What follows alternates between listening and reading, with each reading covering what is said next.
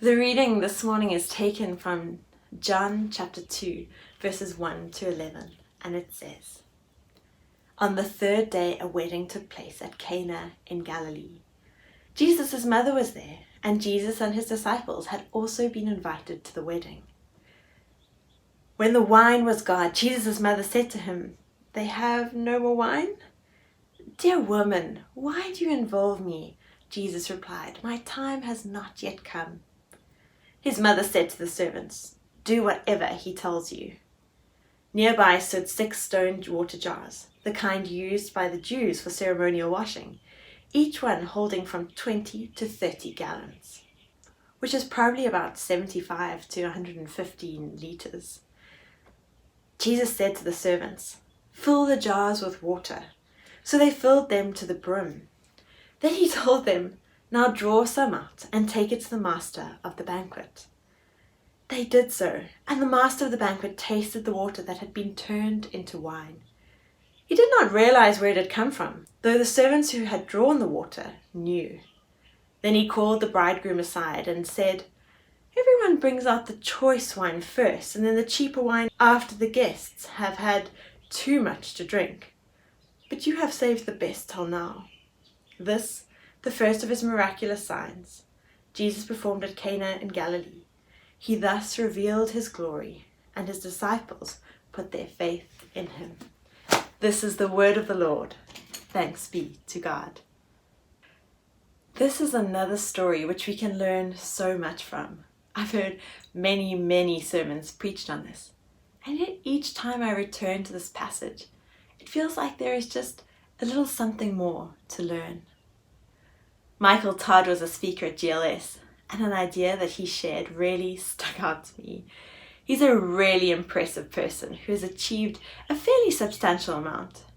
He said that if he had been given 3 years to build a business or firm, which was to last the next 2,000 years, that would continue even after he was gone, he would work all day, all night, and probably be rushing from one appointment to another.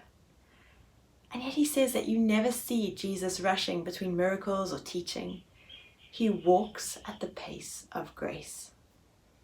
He had 3 years to establish a faith which has continued for 2,000 years. Those 3 years started around the time of this passage. This was the first of the signs through which Jesus revealed his glory. And when I read this, I thought of what Michael Todd had said.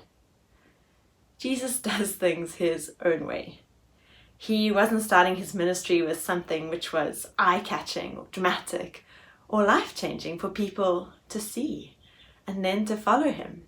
It wasn't like he cured a whole bunch of people or even made a big show of what he did for people to see.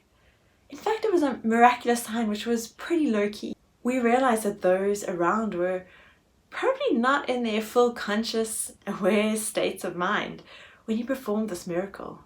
We know this because the wine taster said to the groom, "Everybody brings out the choice wine first and then the cheaper wine after the guests have had too much to drink.